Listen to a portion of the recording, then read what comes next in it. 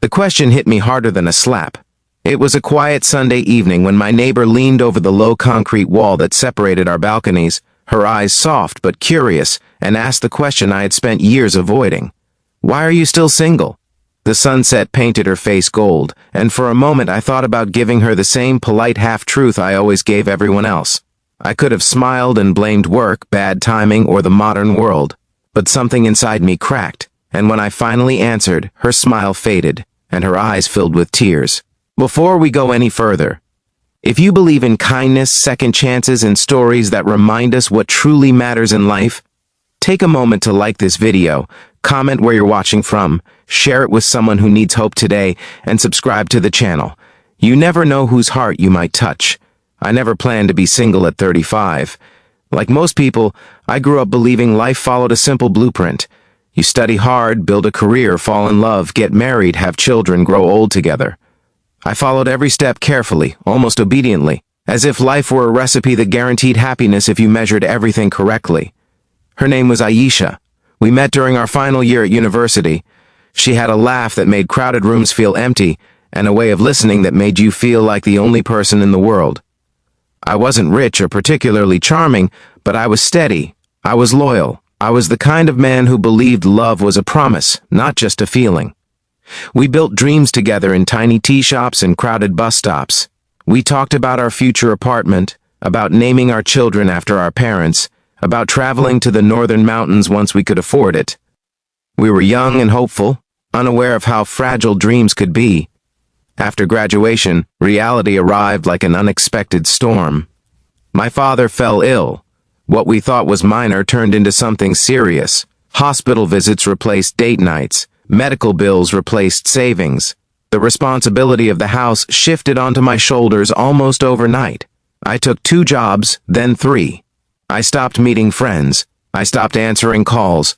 I told Aisha it was temporary, just a phase, just until things got better. But life doesn't pause love gently. It stretches it, tests it, exhausts it. She tried to understand. She really did. She waited outside hospitals. She brought food for my mother. She sat beside me during nights when I hadn't slept for days. But the exhaustion carved distance between us. I was physically present but emotionally absent. Every conversation felt rushed. Every promise felt delayed. I kept telling her, "Once things settle, we'll plan our wedding." But things never settled. My father passed away one winter morning while I was holding his hand. The hospital corridor felt colder than anything I had ever experienced. I remember stepping outside and staring at the sky, expecting it to fall apart with me. But the world continued. Cars moved, birds flew, people laughed somewhere. And I realized grief is the loneliest thing in the world because it belongs only to you. After his death, I thought life would ease. Instead, responsibilities doubled. Debts surfaced. My younger sister still had 2 years of college left. My mother stopped smiling the way she used to. I buried myself deeper into work, believing that sacrifice was the purest form of love. One evening, Aisha asked me something simple. She asked when we would finally set a date. Not a dream, not a someday. A date. I looked at her and saw fear in her eyes. Not anger, not frustration. Fear. She was afraid of waiting forever, and I did what I thought was noble. I told her she deserved someone who could give her certainty, not promises wrapped in struggle. I told her she shouldn't tie her youth to my chaos. I told her I loved her too much to trap her in my unfinished battles.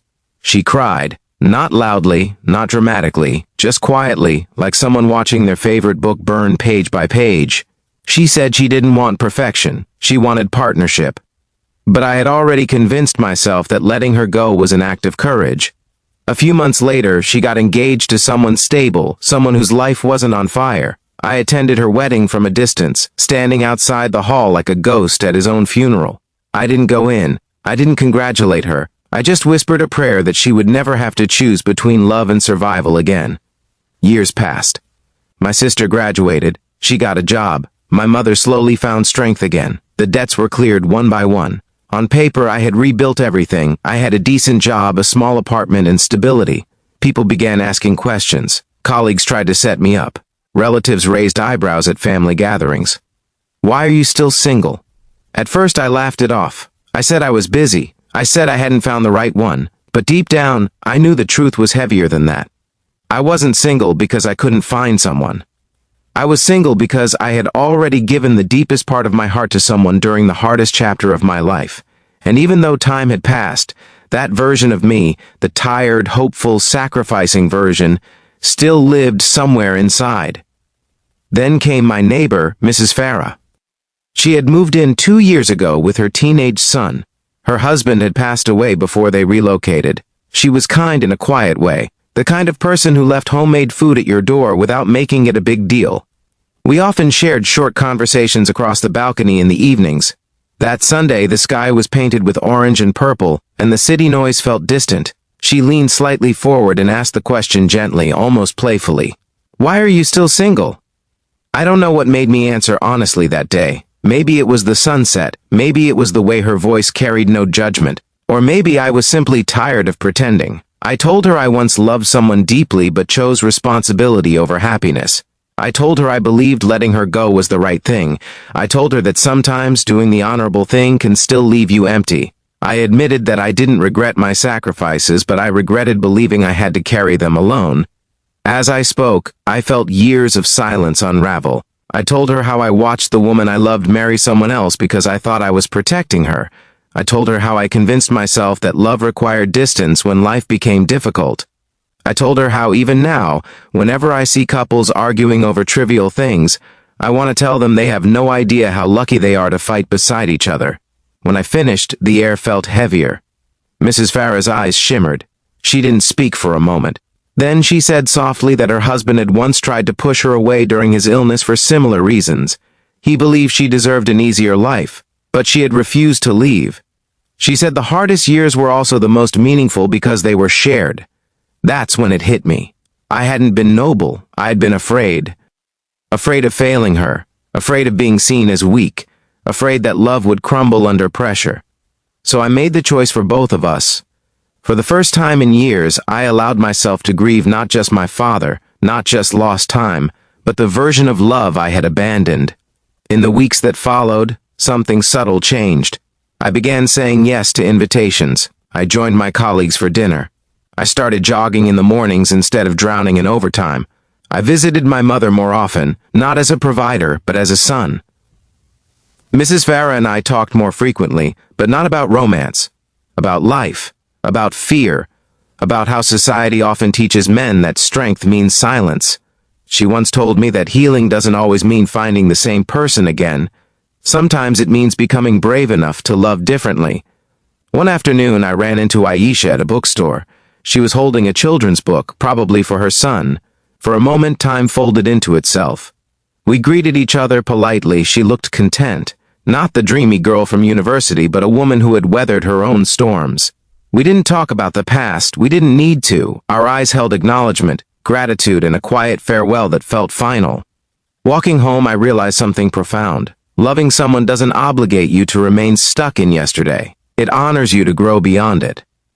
Months later, Mrs. Farah invited me and my mother for dinner. Her son had just received a scholarship, and she wanted to celebrate. The house was warm, filled with laughter and the smell of spices. At one point, I caught her watching me as I helped her son with a math problem. There was no pressure in her gaze, just softness. I don't know what the future holds. I don't know if love will find me again in the form of friendship turning into something deeper, or if it will arrive unexpectedly from somewhere else. But I know this.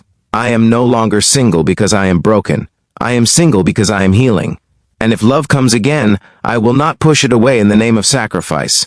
I will not assume I must carry burdens alone. I will not confuse fear with honor. If this story has touched your heart even a little, take a moment to like this video, share it with someone who believes they missed their chance at happiness, and subscribe for more stories that remind us we're never alone in our struggles. And before we end, I have a small request. Comment the word hope below if you believe it's never too late to choose love again.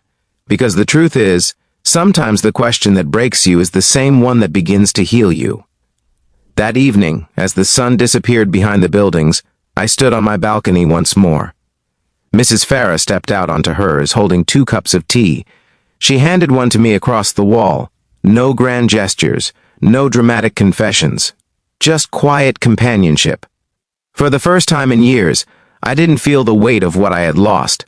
I felt the possibility of what could still be found. And sometimes, that is enough.